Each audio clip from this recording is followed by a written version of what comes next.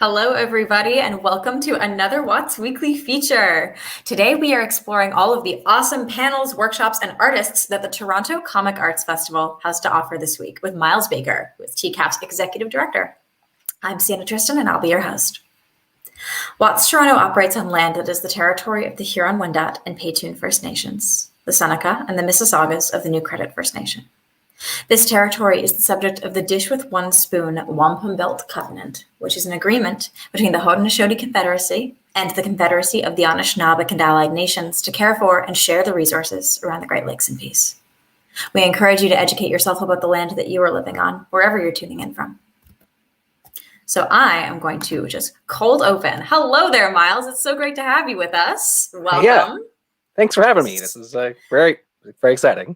Welcome to TCAF, everybody. It's happening this week, May 8th through 15. It is free to attend. It's going wild. So I am so excited to hear about kind of all the stuff that's upcoming, everything that you're excited for people to be able to attend. But first, I want to hear a little bit about where TCAF began. So the Toronto Comic Arts Festival has been around for quite some time. It's become this cultural mainstay in Toronto and also globally. It's very globally beloved. So I'd love to hear a little bit about the history of this amazing thing.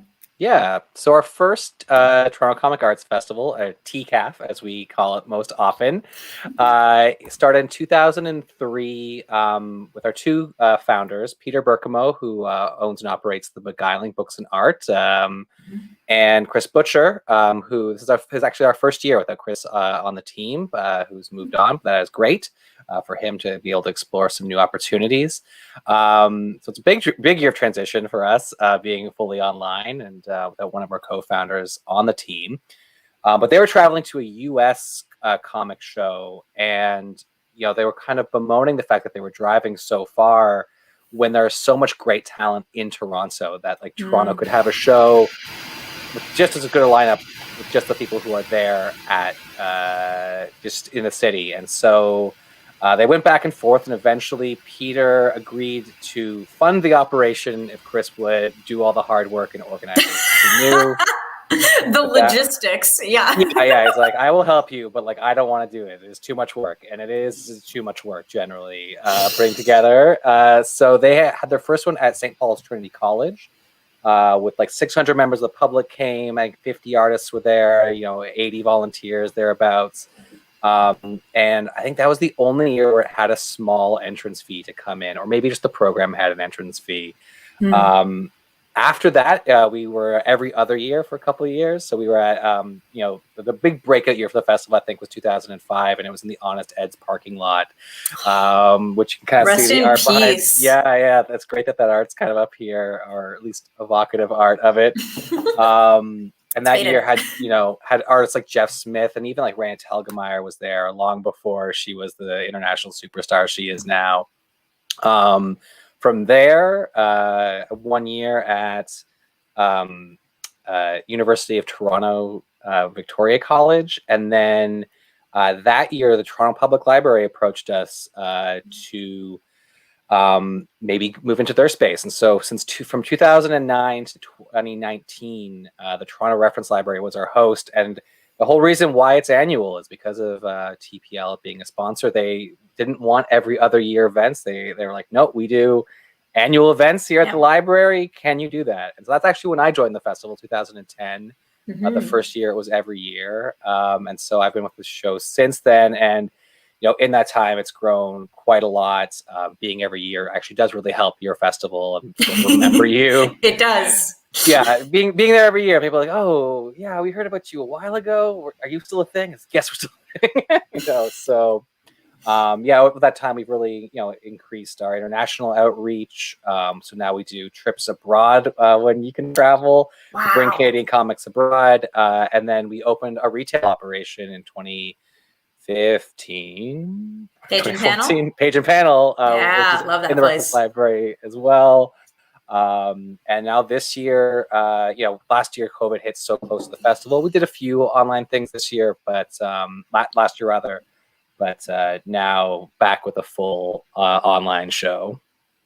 Yeah, I love the there's a line in the official copy from this year's TCAF that says something along the lines of like having slipped the shackles of corporeal reality, which I snort every time I read it. I think it's so funny, and like it is true. So we're able this year, you folks have been able to put together a really magnificent virtual offering.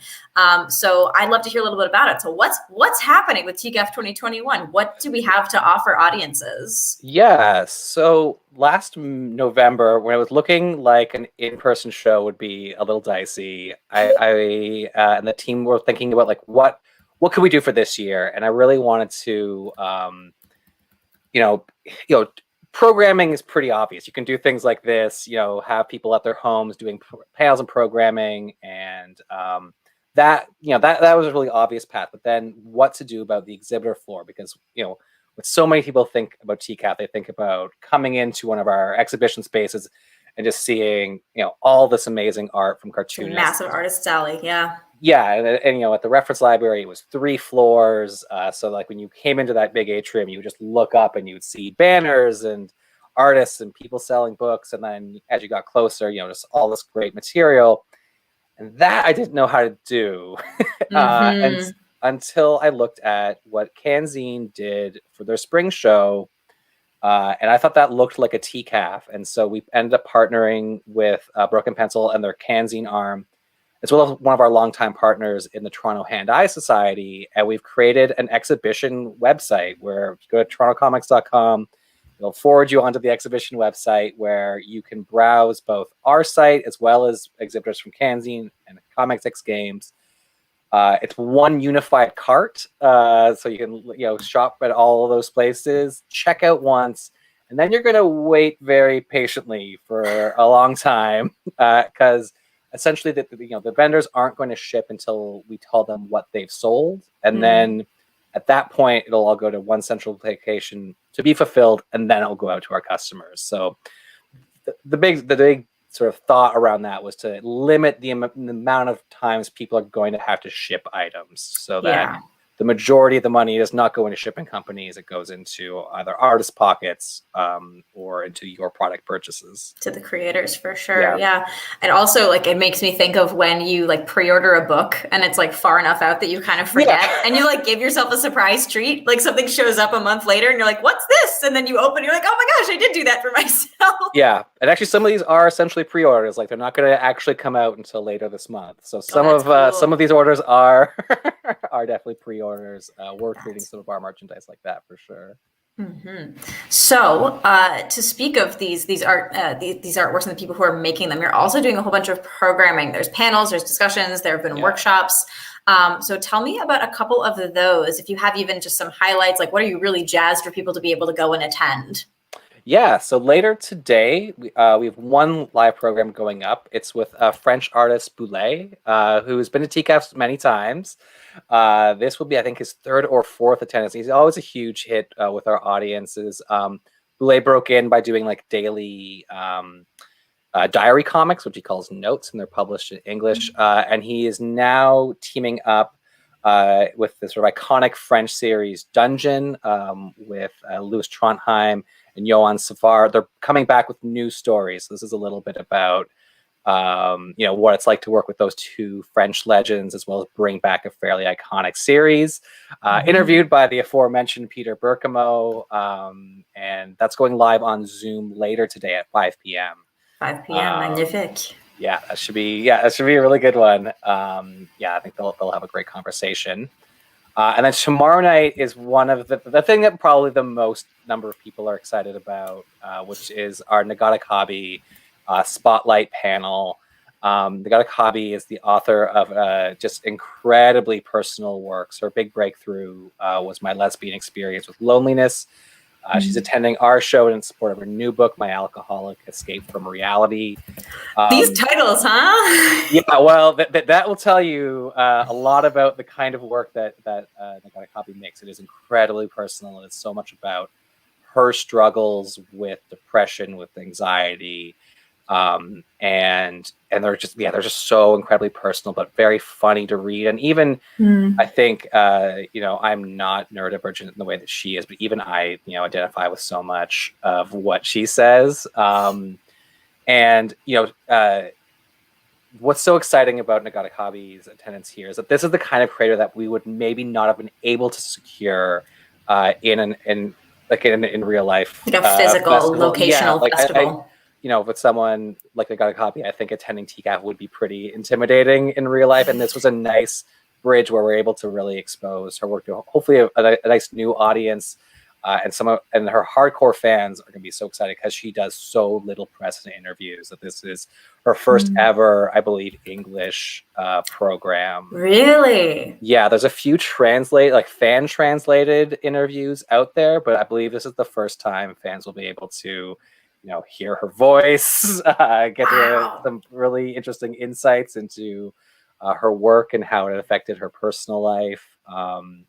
Very happy with Deb, who did the moderating and interviewing. This is one of our pre-recorded panels, so actually I've already got to see this thing, which is great. Sneak peek. One of the great things about doing the festival this way this year, for me selfishly, is that I actually get to see the show. You get to watch the programming, and we did do a lot of it pre-recorded so that we could get some editing done, get some captioning done. So all of our pre-recorded programming is coming loaded with captioning, which we're really proud about. That's great. And Jocelyn Allen, who does the interpretation, really nailed it for this program. Jocelyn did a great job in the translation and really capturing, I think you got his words, but also like her mannerisms. It's a really, really great program. I think people are really going to enjoy it. So that one you can catch on YouTube if you subscribe to our YouTube channel, which is Toronto Comics. We're Toronto Comics everywhere. You can get links to our website as well. And the premiere link from that should go up probably later today. Great. And then last but not least, it's actually our final program of the festival. There might be one secret thing we're going to announce later this week. No Holds Barred, which is our wrestling panel featuring superstars Jaime Hernandez, Katie Skelly, Jarrett Williams, Aubrey Sitterson, and then Chris Marino is, he is not the moderator. I forget who the moderator is. He might be. Could be anyone. Could be anyone. To find out. But the amount of intersection between like wrestling fans and comics fans is really big. I didn't know that. That's such an interesting intersection. Yeah, there's a surprising amount of comics about wrestling and pro wrestlers. And it's great for us to have Jaime come back to the show in this digital format. One of the real legends of comics making. And I think the last time he was, maybe 2015 was the last time we had the Hernandez brothers. So great to have them back again. And I just think this is going to be a really fun panel with people talking about, two things they really love together. So I expect a lot of energy. I was going to say, there's nothing quite like just asking people to talk about like their passion, but then when you get to smish them both together and be like, you all now have a deeper layer of not only is there one thing that you're all obsessed with, there are two things. Yes, exactly. And you could just sort of like braid them into, that's going to be really cool. Yeah, and we have at least two things going up every day until then. Saturday is the last day of both the exhibition as well as our sort of rollout of programming. So I think that's going to be a really fun, way to close it all together. Absolutely.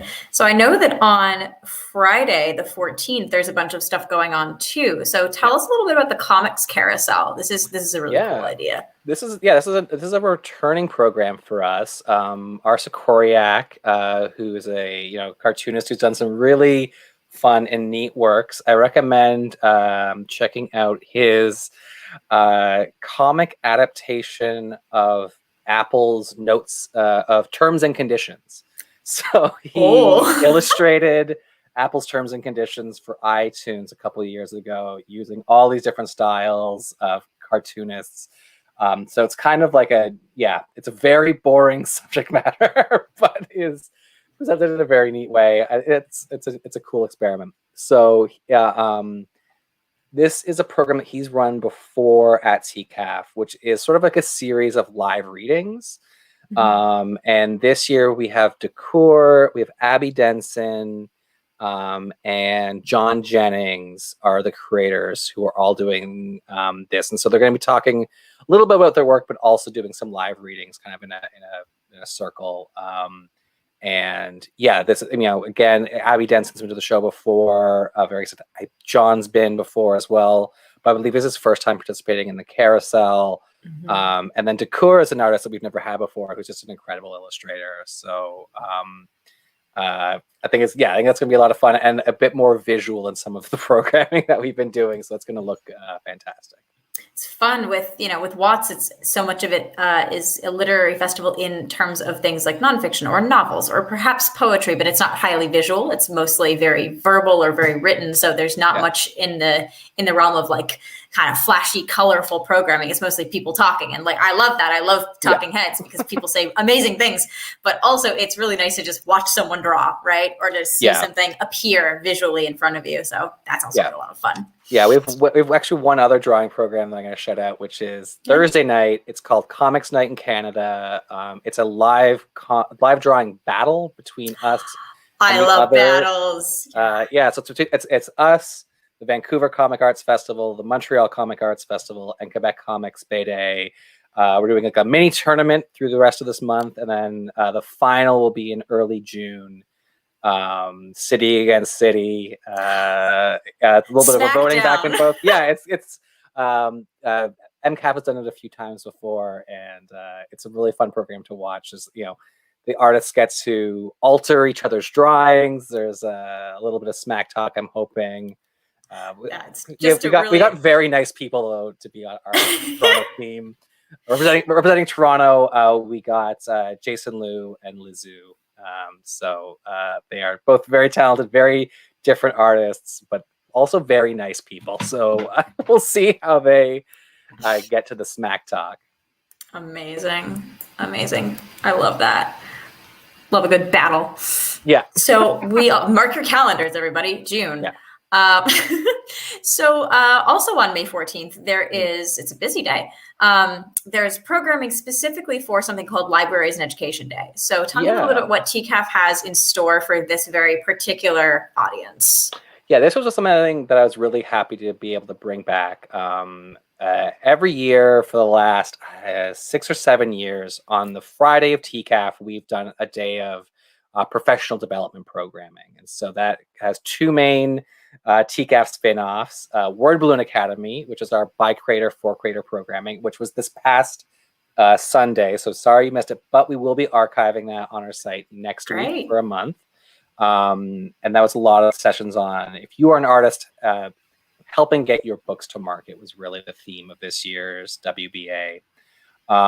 And on Friday, it's our Libraries and Education Day programming, which is all about incorporating comics into either your lesson plans or your library collections, or using it in educational settings. Comics have come a long way since I was a kid in both of these settings.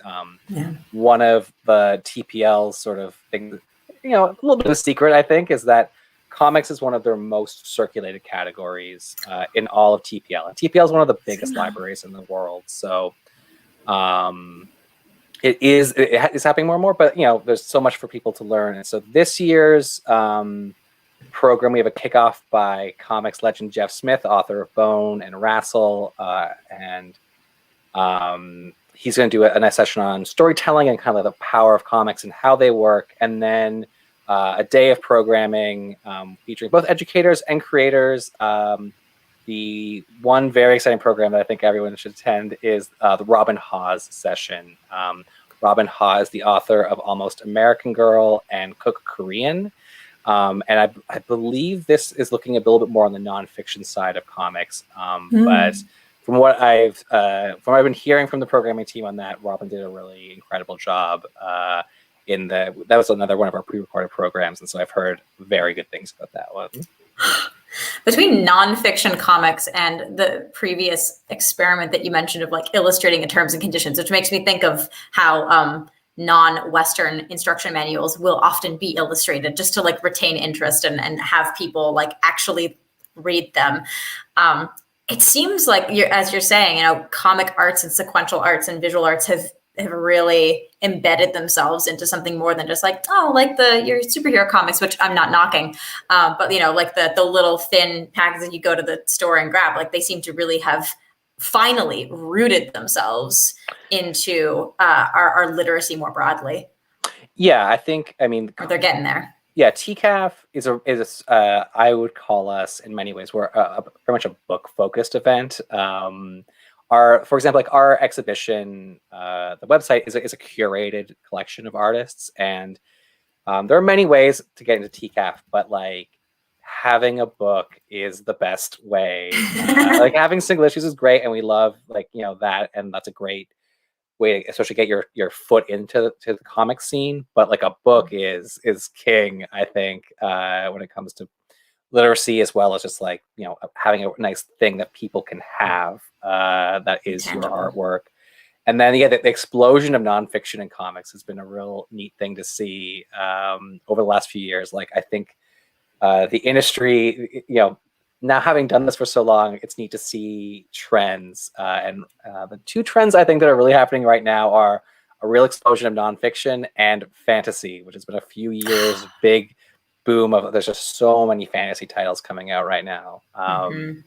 And that's definitely my interest. So we love to see it. Great. Yeah, exactly. It's amazing. So last but not least, I wanted to bring this up because I saw it and I thought it was super cool, and I want everybody else to see it too. I want to talk a little bit about this year's totally awesome TCAF poster. Yeah. So every year you folks commission new art, and this is the poster for 2021. So I would love to know who is the artist, and then also what was some of the thinking behind this particular piece? Yeah, so this year's art is by Cole Pauls, who's an artist living in Vancouver right now, and he's the author of Pizza Punks and Dakota Warriors. So a bit of a behind the scenes, this poster was actually commissioned for our 2020 festival. And when we canceled it, we held it back because I knew that I really wanted to feature this as one of our main images.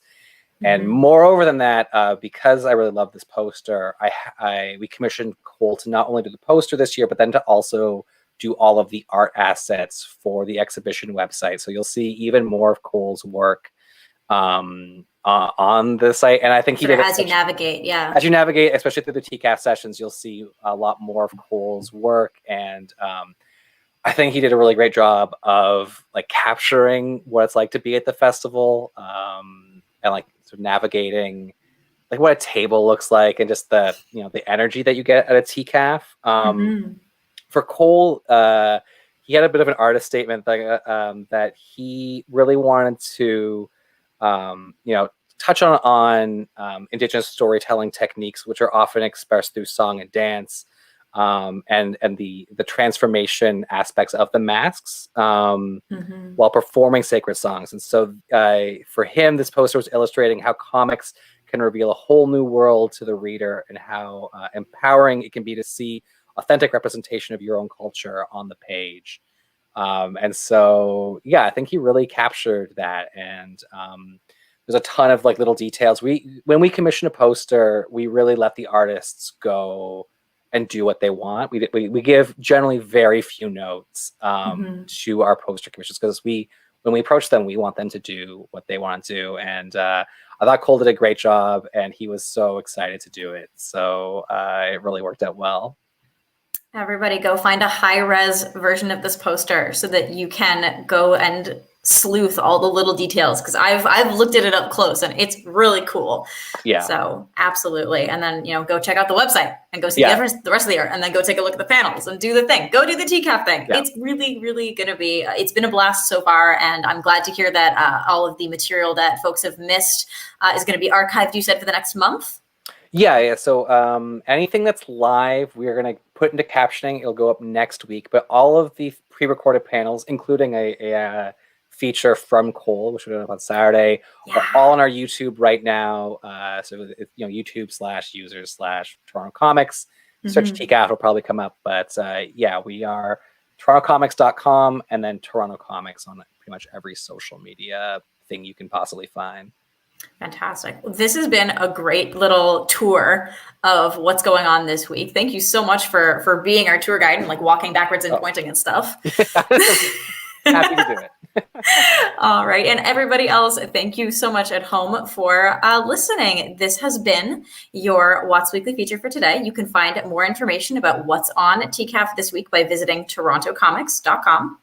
For discounts and deals, you can check out toronto.thewordonthestreet.ca/weekly-features.